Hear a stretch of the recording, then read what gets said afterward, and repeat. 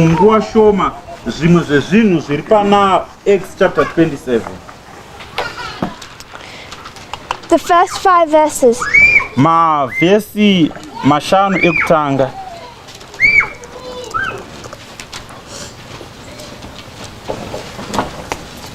Most of us are familiar with these 2 voyages.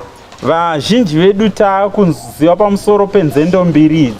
I'm just wanting us to pick up a couple of concepts Pane zvinhu zvatinoda kungotarisa pfungwa dzatoda tingotarisa that we want to bring into this particular study. zvatiri kuda kuti tiunze mukati mechidzidzo ichi. This is Paul's journey to Rome. Uru rwendo rwaPauro achienda kuRoma. It's the first ship of Adramyttium. Anopinda muchikepe chekutanga chinonzi Adramyttium. That journey on that ship takes place in verses 1 to 5. Rwendo mukati mechikepe ichi rinoitika kubva pavhesi 1 kusvika pavhesi 5. So we're just going to discuss that to begin with. Saka tichatanga tatarisa izvozvo pakutanga.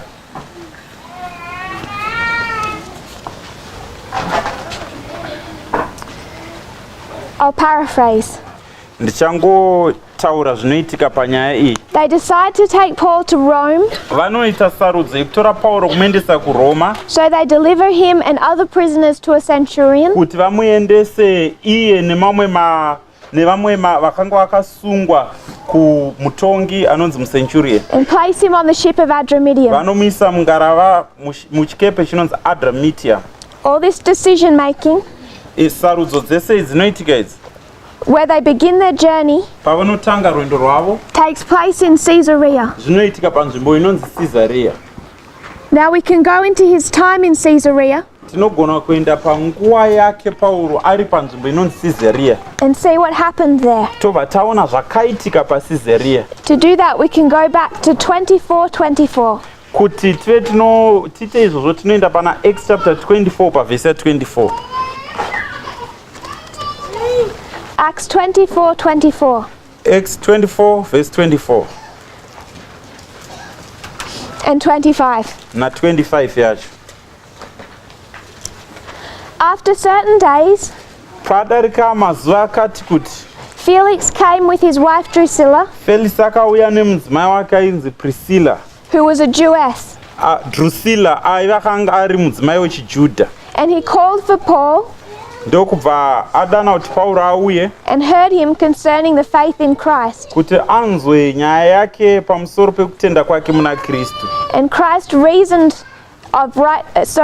Paul reasoned of righteousness, temperance, and judgment to come. Pauro akataura navo pamusoro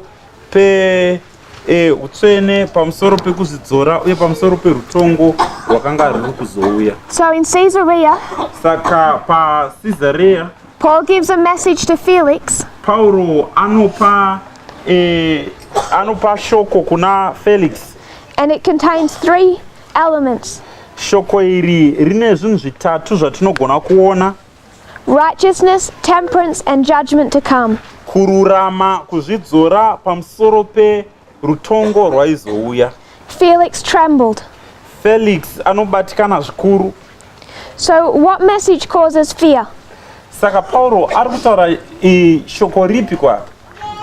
The first angel's message. Shoko rengirozi yekutanga. The first angel's message Shoko rengirozi yekutanga contains all 3 of the angel's messengers encased into one. rinosanganisira mashoko engirozi dzose dziri 3 mukati meshoko iroro. You find that in Revelation 14. Tinozvaona pana zvakazarurwa chapter 14. And we're saying that this is the first angel's message. Uye tiri kuti ipapa apa patori neshoko rengirozi yekutanga. Because for Felix, Nokuti kuna Felix this message is one message. kuna shoko iri ishoko rimwe chete. He receives it all at once. Anosangana naro rose pamwe chete. And while the first contains all 3, isi tinoziva kuti shoko rengirozi yekutanga mune dzose dziri 3. it's a characteristic of the first that it causes fear. Zvinowanikwa mukati meshoko rengirozi yekutanga ndo zvinokonzeresa kuti munhu atye. And Ellen White says this is the first time Felix had been presented with the message. Ellen White ataura kuti iyi nguva yekutanga Felix apo paanosangana neshoko iri. and he rejects it. ndobva ariramba. So we mark this Saka izvi togona kuzviisa in Caesarea paCesarea. as the time of the end, Tobva tati Caesarea ndonguva yekupedzisira, the arrival of the first angel's message. ndo panosvikira shoko rengirozi yokutanga. If we go to verse 27, Toenda pana vhesi 27. we find that Felix, Tinoona kuti Felix, if you go into the history, he's removed from office mukaenda kunhoroondo yacho, anobviswa muofisi makanga ari, and he's replaced with Festus. po hapaiswa umwe ainzi Festus. So you have a transition at Caesarea from Felix to Festus. Saka paCesarea tine kuchinjaniwa kwoutongi kubva kuna Felix kuenda kuna Festus. And we mark these two men Tinotora varume tovaisa pa as representing the state power. vakamiririra utongi hwekunyika, hurumende yekunyika. It's a characteristic of the time of the end Kana chitarisa chimiro chenguva inonzi nguva yekupedzisira, time of the end, that you see a transition in leadership. ndipo patinoona pachichinjaniwa anotonga Felix to Festus, kubva kuna Felix kuenda kuna Festus, Reagan to Bush. kubva kuna Ronald Reagan wekuAmerica kuenda kuna George Bush. Ronald Reagan Ronald Reagan was president until the early days of 1989, akatungamirira nyika yeAmerica kusvika mazuva ekutanga egore ra1989. and then he hands over the presidency to George Bush. Obva apa simba kuna George Bush. George Bush won the 1988 election, George Bush akawina sarudzo dzegore ra1989. but in 1989 Asi muna 1989 there's a switch in president. pane kuchinjwa kwevatungamiriri.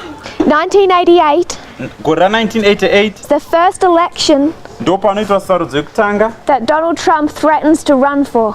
iyo Donald Trump yaanozama kuti ndinodawo kuti ndive ndokwikwidza. But in this history, Asi munhoroondo iyi his businesses are going bankrupt, mabhizimusi ake akuda kunobhuroka, so he's distracted. saka anombomira.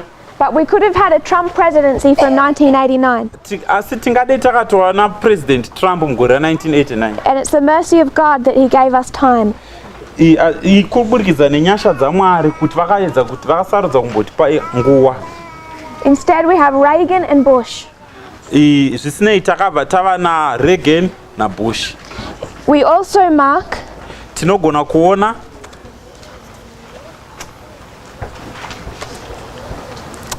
from chapter 25, verse 13, we won't read it all, kubva pana chapter 25 pavhesi 13, hatizoverenga zvese.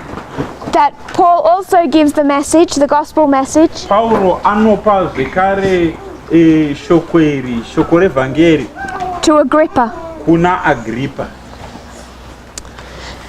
Felix and Festus Felix naFestus represent state power, vanomirira hurumende yekunyika the United States. yekuAmerica. Agrippa was a Jewish king. Agrippa akanga ari mambo wechiJudha. He held power over the temple. Akanga ine simba pamusoro petemberi. One of three men that appointed the high priest. Ndo akanga ari umwe wevanhu vatatu vaisarudza muprista mukuru. So you see a warning delivered, Saka tinoona shoko rechenjedzo riri kusvitswa, really an opportunity to repent, mukana wokutendeuka, but then a warning iri shoko rechenjedzo to both church and state. kuhurumende yekunyika pamusoro peutungamiriri hwesangano. And this teaches us an important principle as we draw our reform lines. Izvi zvinotipa pfungwa yakakosha zvikuru patinoda kudzidza pamusoro penhoroondo yedu iri pamusese. When we see the United States and Adventism, Patinoona nyika yeAmerica pamwe chete nesangano remasabata, that you can mark them in every waymark. kuti tinogona kuti panzvimbo imwe chete imwe neimwe tinenge tichitoona tichivaona vari vaviri, Inseparable. havagoni kupatsanura. So that's the experience of Caesarea, the time of the end. Saka izvi zvinotipa nzvimbo inonzi nguva yekupedzisira paCesarea.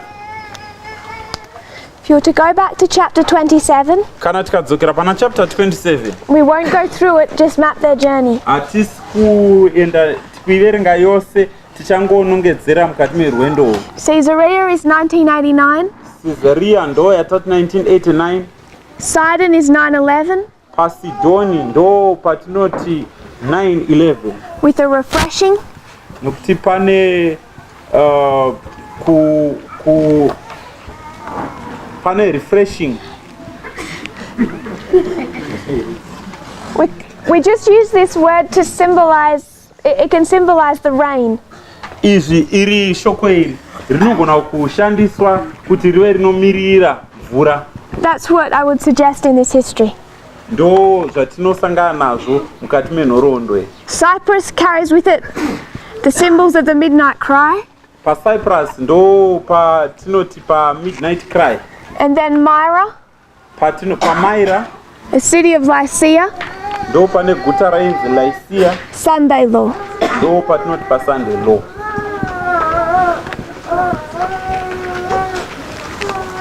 So that's verses 1 to 5 mapped. Saka ndo mavhesi kubva pa 1 kusvika pa vhesi ya 5. The portion I want to highlight for our studies Pandiri kuda kuti tive tinobata pachidzidzo chedu is verse 5 ivhesi 5 that takes you from Cyprus to Myra. inokutora kubva pa Cyprus ichitisvitsa pa Myra. And you find there's this journey over a particular sea. Vanofamba parwendo irwororo pamusoro pe imwe nyanza. It's known as the Sea of Cilicia Zita renyanza iyi rinonzi Cilicia and Pamphylia. kana kuti Pamphylia. So remember, Saka ngatirangarirei kuti our theme donzo redu is the United States and Adventism. tiri kunyanya bata pfungwa yeAmerica nechisabata. And we're tracing the journey of the United States and Adventism. Kana tikabata rwendo rweAmerica nechisabata, Two institutions. masangano maviri. And as we come to this portion of their history, Patinosvika pa nzvimbo iyo panhoroondo yavo, we see the Sea of Cilicia tinoona nyanza inonzi Cilicia, which means to overturn, zvinoreva izvo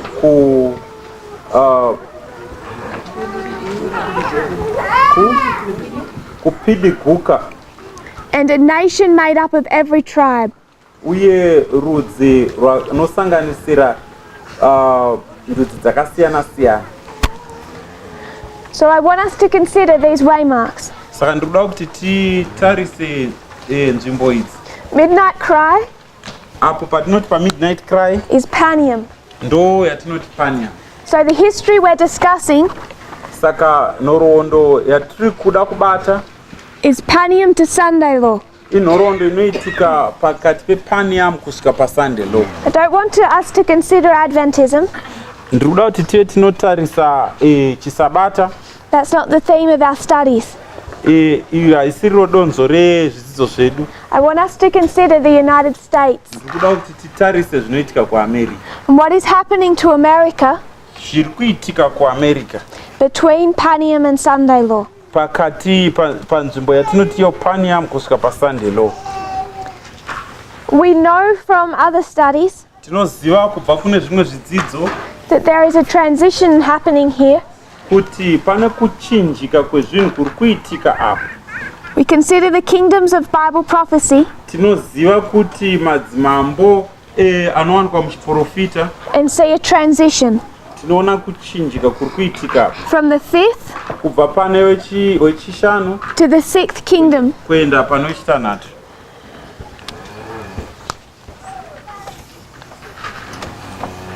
We see a transition from the fifth to the sixth, Saka tinoona kuchinja kunoitika kubva pane wechishanu kuenda pane wechitanhatu. and we know the fifth Tinoziva kuti wechishanu is the United States. ndo nyika yeAmerica. Sorry, sixth to the seventh. My bad. Wechitanhatu kuenda kune wechinomwe. We see a transition from the sixth to the seventh. Tinoona kuchinjwa kuchinjwa kubva pa umambo hwechi6 kuenda hwechi7. And what kingdom is the sixth? Hwechi6 umambo nde1 ndehupo hwacho. So the sixth is the United States. Ndo United States. And what is the seventh? Hwechi7 ichi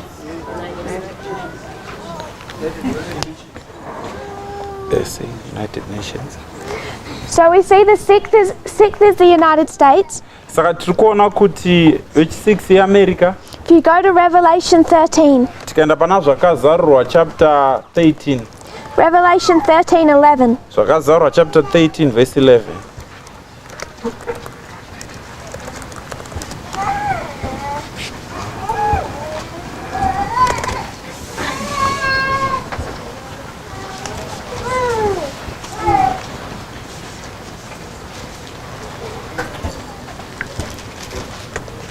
(13:11). 13 verse 11.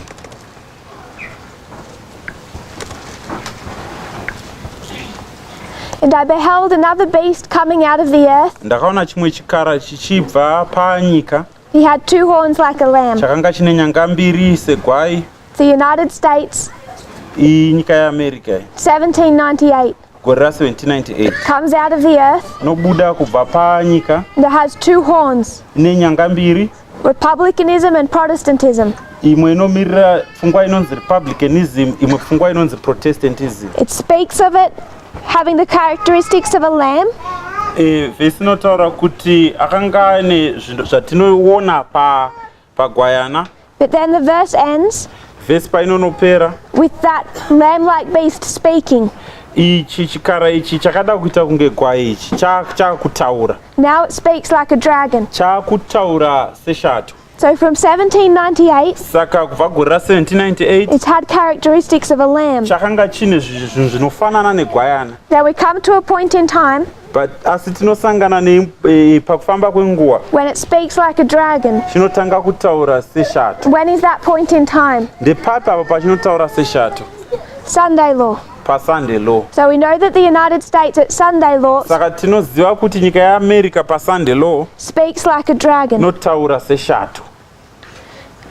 I will just paraphrase from Ellen White. Ndichangotaura zviri pana Ellen White. She's just referring to these verses. Ari kutaura pamusoro pemavhesi iwaya. She talks about the United States speaking like a dragon.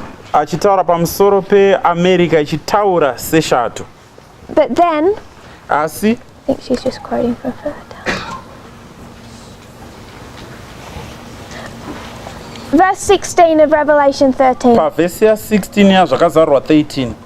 He causes all, small and great.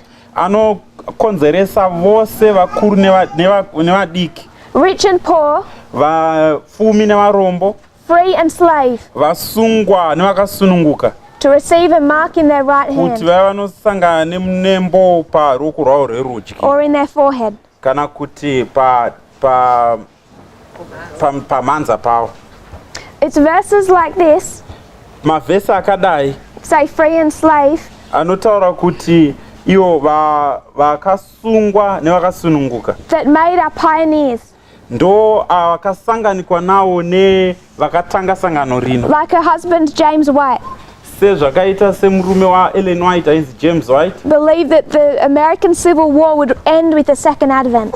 Vaifungidzira kuti hondo yakaitika muAmerica yaizoguma nekudzoka kwaJesu kwechipiri. I just want us to see that in the verse. Tikuda kuti tione izvozvozvo mukati mevhesi. It's not related to this subject, but we can see it. Hatisi kuda kuti hazvina kusangana nezvatoda kudzidza. If this is the experience, kana izvi zvirizvo zvakasangana, just at the very end of the world, zvakasanganikwa nazvo pakuguma kwenyika, at the beginning of the Civil War, panotanga hondo kuAmerica, they believed the second advent was imminent. Vaitarisira kuti Jesu apedyo nekuuya. But that's not related to our subject right now. Izvi hazvinei nezvatoda kudzidza iko zvino izvi. What I want us to see zvandoda kuti tione apa is that when the United States speaks like a dragon, ndezvekuti kana nyika yeAmerica yakutaura seshato, it speaks with power. inenge yakutaura nesimba. So much power Simba that rich and poor, simba rakadaro rokuti vapfumi nevarombo, small and great, vakuru nevadiki, are forced to follow its example, vose vanomanikidzwa kuteedzera zvainoda, not just in the United States, kwete kuamerica chete, but in other countries, asi kunyange kune dzimwe nyika. as Sunday laws spread. Mutemo uyu wesvondo uchiramba uchingoenderera mberi. So the question we ask, Saka mubvunzo watinoda kubvunza, if it speaks like a dragon here, ndokuti kana ichitaura seshato apa, and then it pushes its view, beliefs, yobva yasundira zvainotenda onto other countries, kune dzimwe nyika. is the United States more powerful before Sunday law? Nyika yeAmerica ine simba rakawanda Sunday law isati yasvika here, Or after Sunday law? kana kuti Sunday law yadarika? It must be after. Zvinofanira kuitika Sunday law yapfuura. So we think the United States is falling in this history. Saka tinotora nyika yeAmerica seiri kudonha panorondo iyi. But what is falling in this history? Asi chiri kudonha panorondo iyi. The lamb-like characteristics are falling. Kufananidzwa kwainoitwa negwayana ndokuri kuwa. But as its lamb-like characteristics fall, Asi kana kufananidzwa uku kwegwayana kuri kudonha, its dragon-like characteristics kufanana kwainoita neshato rise up. ndokunotanga kusimuka. And politically, Uye mukati mezvematongerwo enyika, externally, kunze kwesangano, you can see it is more powerful than it ever was before. tinofanira kuzoona kuti nyika iyi yasimba kudarika, inenge ichifanira kusimba kudarika zvayaikanga iri. So we need to consider Saka tinofanira kuona what the UN looks like in this history. kuti iyo yatiri kuti United Nations inenge yakamira sei mukati menhoroondo. We've suggested before Takabuditsa pfungwa iyi kumasure that we can bring everything back to the time of the end. kuti zvinhu zvese tinofanira kuzvitora totangira nazvo panguva yekuguma. And over again at the time of the end that unlocks information. Uye nguva zhinji iyo nguva yekuguma iyi ndo inowanza kuita kuti tive tinosangana nezvimwe zvatanga tisingazivi. If we were to just consider externally, Kana dei tikatarisa zvekunze chete, what begins this process at Panium? chii chinotangisa zviitiko zvinotangira patinoti Panium? What happens at Panium that makes America more powerful than it was before? Chii chinoitika paPanium chinoita kuti America ive nesimba rakawanda kudarika zvayakambinge iri? It's the defeat of the king of the south. Kukundwa kwamambo wokuzasi. If we step back a little, Tikamboenda kumasure zvishoma, we would see World War I, tinoona hondo yekutanga, World War II. toona hondo yakaitika yechipiri. What's the problem during these world wars? Dambudziko ndereiko mukati mehondo idzi mbiri idzi? What's happening? Chii chiri kuitika? You see a nation stand up. Tinoona nyika ichisimuka, It's Germany. zita rayo inonzi Germany. And what has risen up inside this nation Chiri kubudikira mukati menyika iyi is nationalism, ipfungwa yekuda kuzvimirira yoga senyika, populism. pfungwa yekuda kuti vanhu venyika yavo vaive vanozvimirira voga. They have a plan. Vane pfungwa yavainayo, vane zano ravainaro, They want to be the world, to dominate the world. vari kuda kuti vaive nesimba pamusoro penyika yose. And it's not enough Vari kuona zvisina kukwana izvozvo badzi, for them to just internally in their own country kuti ivo vati mukati menyika yavo further their own doctrines. vodzidzisana pfungwa dzavo mukati menyika yavo. This is fascism. Pfungwa yacho yainzi iyo fascism pachirungu. Fascism is rising up in Germany. Saka pfungwa iyi yefascism iri kusimukira muGermany. The same time you see it spreading through other countries. Tobva taona kuti panguva iyo imwe cheteyo fascism iyi inotanga kuenda mukati medzimwe nyika, Particularly through Italy kunyanya kunana Italy and Spain. nekunana Spain. So this fascism ichi fascism it has particular characteristics ine zvinhu zvainazvo zvatinogona kuona that relate to race and gender. zvine pfungwa ye sarura ganda nekusarura pakati pevarume nevakadzi nemadzimai. I want us to focus on the nationalism.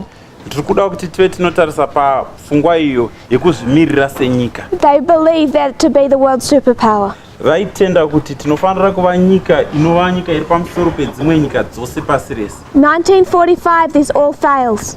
Mugore ra1945 zvese zvakaramba. All the other countries Dzimwe nyika dzese decide they never want to experience this again. vakasarudza kuti hatidi kuti tive tinosangana nezvinhu ichi zvakadai izvi. So they're going to form an organization Vakabva vaumba boka that holds any potential superpower in check. inoita kuti nyika ipi neipi yava kuda kuzviita nyika iri pamusoro pedzimwe ive inonge yakatarisiswa. And what they form Boka ravakagadzira is the United Nations. ndiwo rinonzi United Nations. Now, if there's another Germany Iko zvinezvi kana ukaita imwe nyika inoda kuita seGermany and it wants to invade another country, iri kuda kuti inopinda mune dzimwe nyika, it needs permission. inofanira kuti ive inotanga yapiwa mvumo. This puts a restraint on any potential superpower. Izvi zvinoita kuti kana pakaita nyika ida kuenda pamusoro pedzimwe nyika inorambidzika. It's why they formed the UN. Ndo chikonzero chavakaita kuti vagadzire boka reUN. What happened after 1945 Zvakaitika mushure ma1945 was a division of the world ndezvekuti nyika yakabva yagurwa, into two spheres of influence. yakagurwa kuenda mumasimba maviri. So the UN could hold some things in check, Saka boka reUN raigona zvimwe zvinhu rakanga rine simba pamusoro pazvo, but from the very beginning it's facing pressure. asi kubva pakutanga chaipo riri kudziviswa Because there are two rival superpowers. nokuti kune nyika mbiri dziri kudhonzerana dzine simba.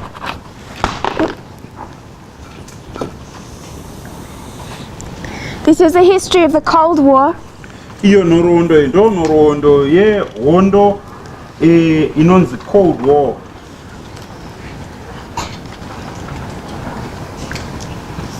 (1945 Gore ra1945 to 1989). kusvika gore ra1989. You could mark it beginning and ending at slightly different years. Tinogona kuona painotangira nepainoperera. For today's study, we'll just do 45 to 89. Muchidzidzo ichi chanhasi tichatarisa gore ra1945 kusvika 1989. The world in this history Nyika mukati menguva iyi is divided into two spheres of influence yakanga yakapatsanurwa kuenda mumasimba maviri. between the Soviet Union Simba rainzi iro Soviet Union and the United States. nesimba rinonzi iro America. The king of the south, the king of the north. Mambo wekuzasi namambo wekumusoro. And we could title this, Izvi tinogona kuzvibatanidza if we were to want to give it a name, kana tichida kuzvipa mazita, a bipolar world order. tinozvipa zita rinonzi iro bipolar world order.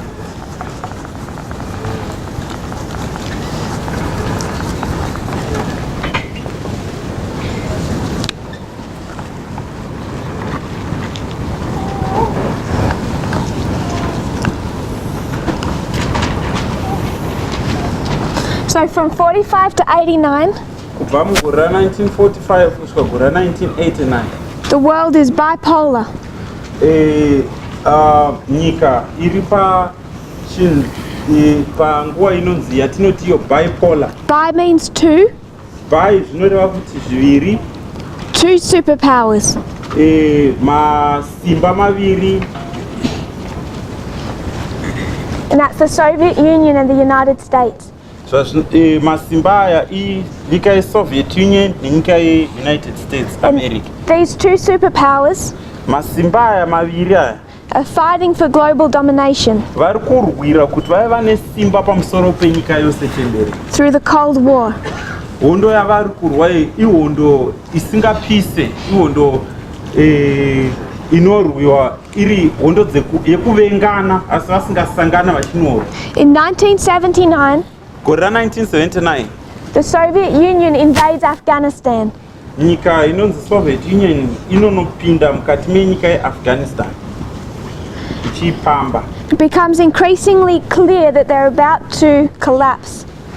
Vachipinda munyika iyi zvinobva zvatonyatsooneka chaizvo kuti nyika inogona kunge yakuda kunowa, That they're losing the Cold War. kuti vakukundwa hondo yeruvengo iyi. And Gorbachev comes up with a plan. Mutungamiri wavo anonzi Gorbachev akabva funga zano. If you put yourself in Gorbachev's shoes, Ukazviisa mukati meshangu dzaGorbachev, and you imagine what he's thinking and feeling. woedza kufunga zvaari kufunga. For the last decades, Pamakore 10 adarika there's been two world superpowers, panga pane masimba maviri mukati menyika. and they hold each other in a balance. Vari vaviri vakabatana vakangotarisana vakavengana vakadaro. It comes to the history of 1979 to 89. Tosvika panhoroondo inotangira gore ra 1979 kusvika 1989. It becomes clearer and clearer that the Soviet Union is not going to win. Zvaakuoneka kuti nyika yeSoviet Union haisi kuzokurira paruvengo urwu, And they begin to fall. vobva vatanga kuwa. So as the Soviet Union begins to fall, Nyika yeSoviet Union pairi kuwa, what used to look like this wakazvitarisa zvakadai, begins to look like this. zvaakutaridzika zvakadai. Soviet Union's falling, Soviet Union iri kuwa, the United States is rising, United States iri kusimuka, Gorbachev is worried.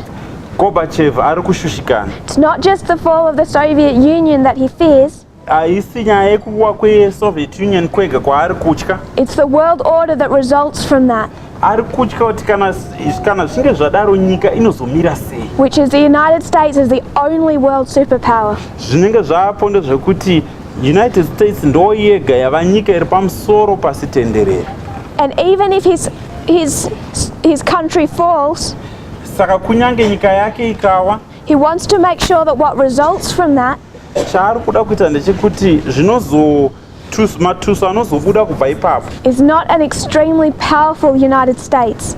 asi matuso ekuva neUnited States ine simba zvakanyanya. So he begins to try and work, even in this history, Saka anozama kutanga kushanda kunyange panhoroondo before the Soviet Union's fall, Soviet Union isati yawa, to ensure that America does not become too strong. kuti aone kuti America haifaniri kuzonyanya kusimba. And he comes up with a phrase, Saka anouya neizwi rokuti, the New World Order. izwi ratinoziva kuti mamiriro enyika matsva. Usually when you ask people Kazhinji kana ukabvunza munhu where the New World Order concept came from, kuti nyaya yeshoko iri mamiriro matsva enyika yakabva kupi, they may think it came from the United States. vanofunga kuti nyaya iyi pfungwa iyi yakabva kuAmerica. But it didn't. It came from the King of the South. Asi haina kubva kuAmerica, yakabva kuna mambo wekuzasi. So Gorbachev introduced the idea of a New World Order.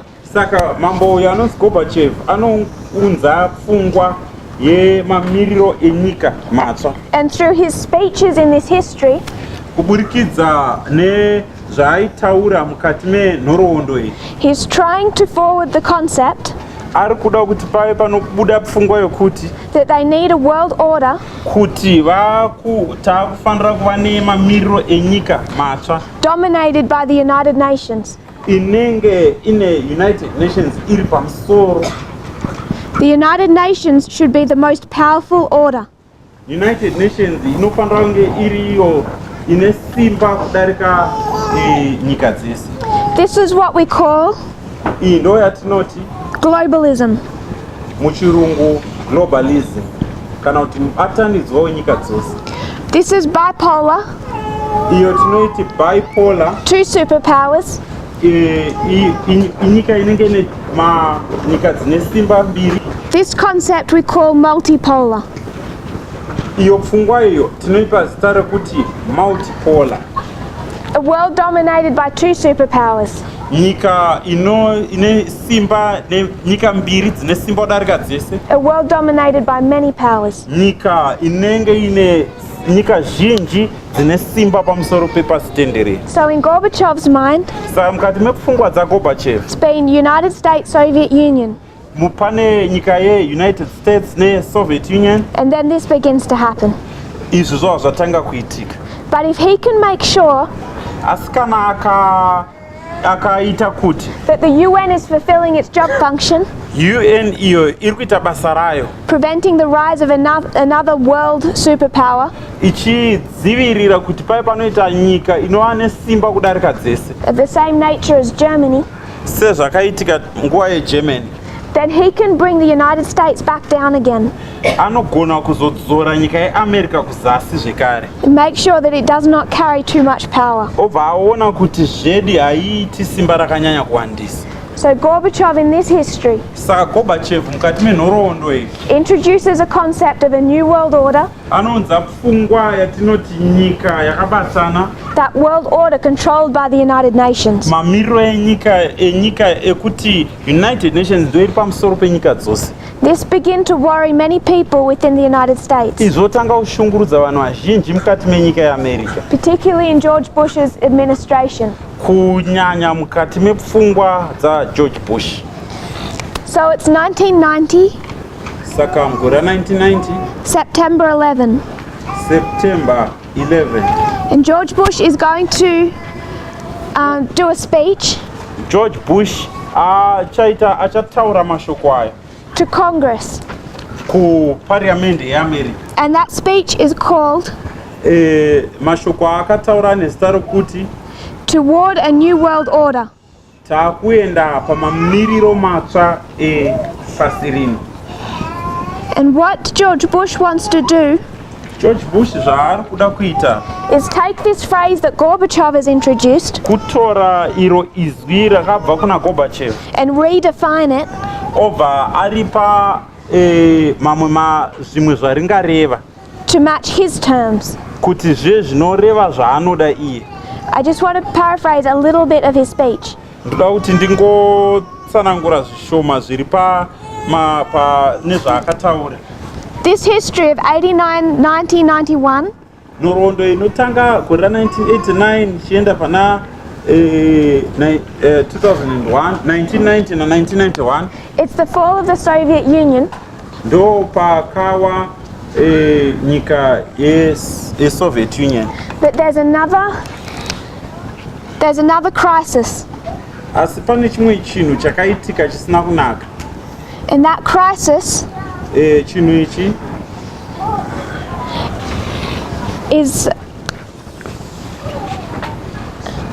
is a conflict with Iraq. ihondo yakaitika nenyika inonzi Iraq. Now remember, this is years before the Iraq War. Ranga rayoti pane makore mazhinji pasati paitika hondo kuIraq Of 2003. yakazoitika gore ra2000. This is George Bush the father George Bush, ava ndiGeorge Bush baba vake, and his war with Iraq, hondo yake yavakaita nenyika yeIraq, which all culminated in 1991 Desert Storm. ndo yakazonoguma mugore ra1991 panonzi paDesert Storm. So there's conflict here Saka pane kurwisana kuri apo with Iraq, nenyika inonzi and that's one of the main Iraq. causes of his speech. Ndo zvakakonzeresa mashoko aakataura.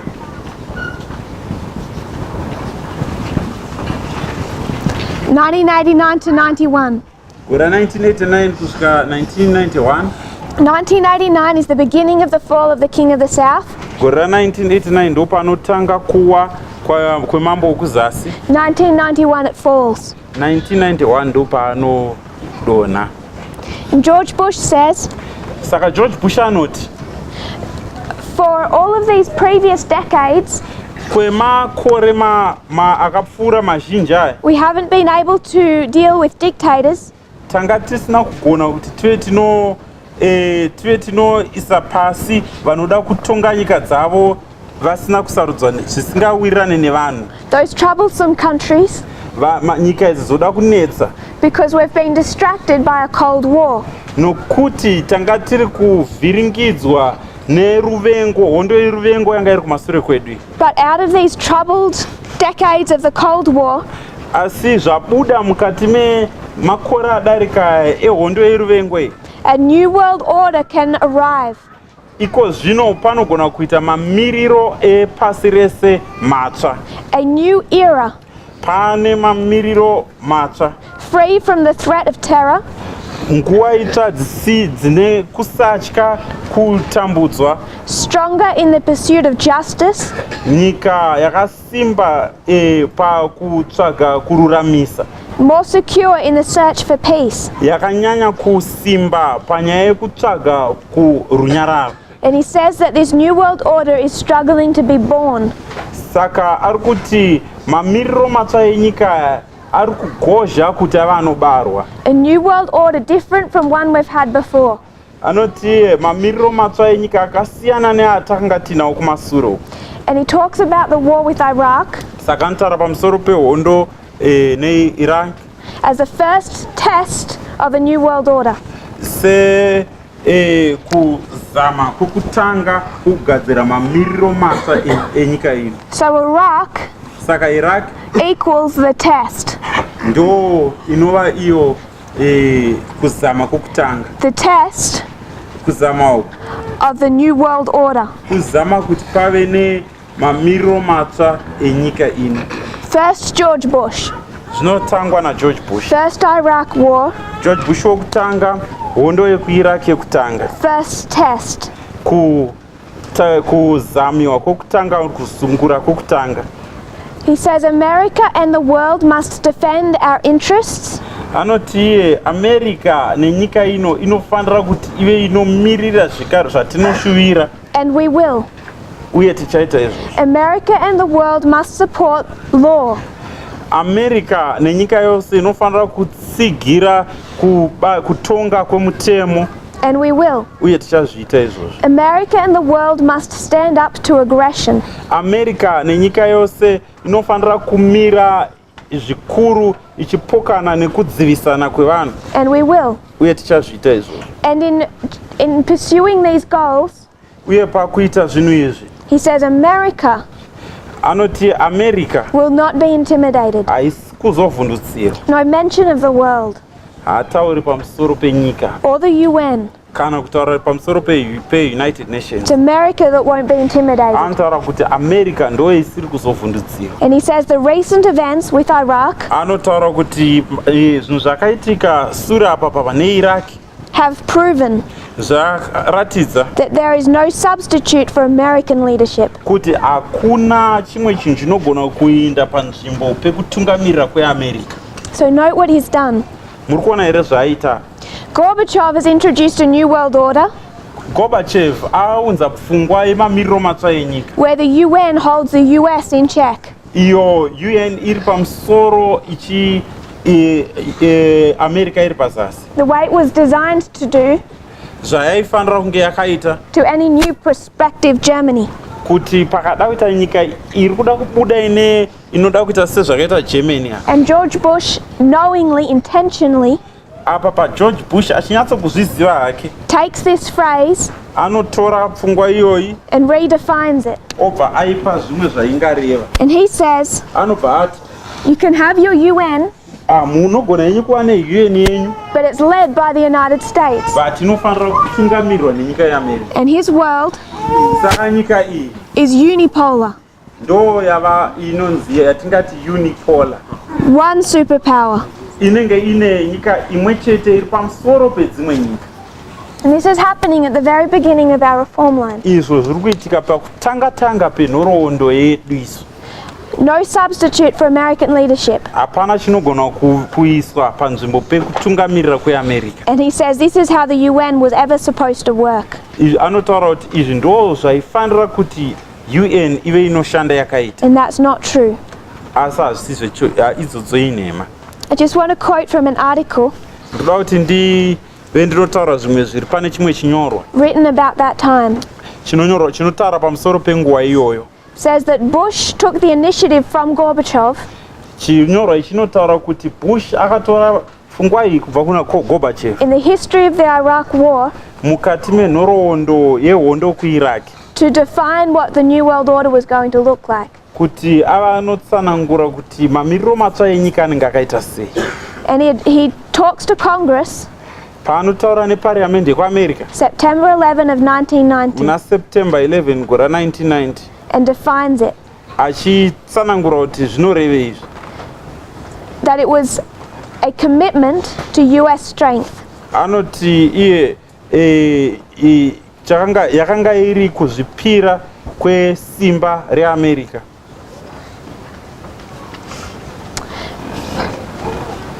It had been assumed, America yakanga yawana they're saying this is the main point of the speech, saka apa taakuverenga pfungwa yakanyanya kukosha mukati memashoko akataura. people had assumed Vanhu vakanga vafungidzira kuti that the end of a bipolar world kuti panogumira nyika ine nyika mbiri dzoga dzinenge dzine simba would give birth to a multipolar world. zvichaita kuti pai panozvagwa nyika yekuti nyika dzose dzine simba. But they say the immediate result is not multipolar, Asi pari kunzi ipo zvakabva zvaitika ndezvekuti hapana kuzoita nyika dzakawanda dzine simba. it is unipolar. Pakabva paita nyika kwabva paita inonzi unipolar, nyika 1 ine simba. Because the center of world power Nokuti simba renyika ino yose is an unchallenged superpower riri pa nyika ine simba kudarika nyika dzese pasina anoipokana nayo, the United States, nyika yeAmerica, attended by its Western allies. ichikurudzirwa nevanowadzana navo vanowanikwa nechekuwest. So this was Gorbachev, Uyu ndi Gorbachev akataura, and this was George Bush. uyo ndi George Bush. And the first thing he did, Chinhu chekutanga chaanoita the end of the Cold War, panoguma hondo yeruvengo, is use Iraq as a test anoshandisa Iraq senzira yekuti ava anozama kuona to demonstrate what he thought kuti zvaifunga mupfungwa make a new world order would look like. kuti mamiriro matsva enyika anenge akaita sei. And they invaded Iraq, Saka vanopinda muIraq zvine chisimba, you could suggest illegally, vanopinda imomo zvisiri pamutemo. based on lies. Tinogona kuzviona izvozvo tichishandisa nhoroondo. If you look into that war now, it was a terrible idea. Kana tikatarisa hondo iyoyo iko zvino tinoona kuti yakanga iri pfungwa yakashata chose. 9/11 2001. 9/11 gore ra 2001 It's not a coincidence hachisi chinhu chakangoitika that Islam struck the United States on September 11. chekuti icho Islam yakanorova America musi uyu. They're making an intelligent, direct attack Vari kutoita pfungwa yanyatsokufungisiswa yavari kunoita. on a unipolar world. Zvavari kuita vari kuda kunoparadza nyika inotongwa nenyika imwe chete pasi rese. They chose the anniversary of George Bush's speech. Vanosarudza pakaitwa mashoko aGeorge Bush ekutanga. They're saying to the United States, Vari kuti kunyika yeAmerica you're not to be the global superpower. hamusi kuzova nyika inotonga nyika dzese muri imwe nyika imwe chete. And what does George Bush the son do? Saka George Bush mwana wacho anoita sei? Second Iraq War. Anotanga zveimwe hondo kuIraq. He wants to go to war with Iraq again. Akuda kunorwisana neIraq patsva. And he goes to the UN. Anoenda kunyika kusangano reUN. And what does the UN tell him? UN inomuti chii? If you try and invade Iraq, Kana ukazama kunoda unopinda muIraq uchiipamba, the UN will stop you. UN ichakuzivisa. We will not allow you to invade Iraq. Hatisi kuzokutendera kuti unopamba Iraq. So just like it should have done, Saka zviri kufanana zvaifanira kuitika. the UN saw a superpower UN yakaona kuti paakuita nyika iri pamusoro pedzimwe nyika that wanted to invade another country, yakuda kunopindira mukati menyika imwe. and they were to act as a restraint. Saka United Nations yobva yaimisa. And what did George Bush the son say? George Bush mwana wacho akati kudii? I don't care. anoti handina basa nazvo. I don't work for the UN, you work for me. Handishandire UN, imi ndimunondishandira. Because he has the same idea of a world order that his father had. Nokuti ane pfungwa imwe chete mamiriro epasi rese seaive nababa vake. Just like his father, Sezvaive baba vake, the United States does not answer to the United Nations. United Nations hainyatso kupindura zvakanaka ku United States haipinduri zvakanaka ku United Nations. When they invaded Iraq, they did so against international law. Pavanopinda mu Iraq vanoita izvozvo zvisiri zvinotenderwa nemutemo yepasi rose. We might close in prayer. Tinogona kuguma mumunyengetero. When we come back, we will review and continue. Patinodzoka tichambodzokorodza zvetu vataenderera mberi. If you kneel with me. Ngatinamatei.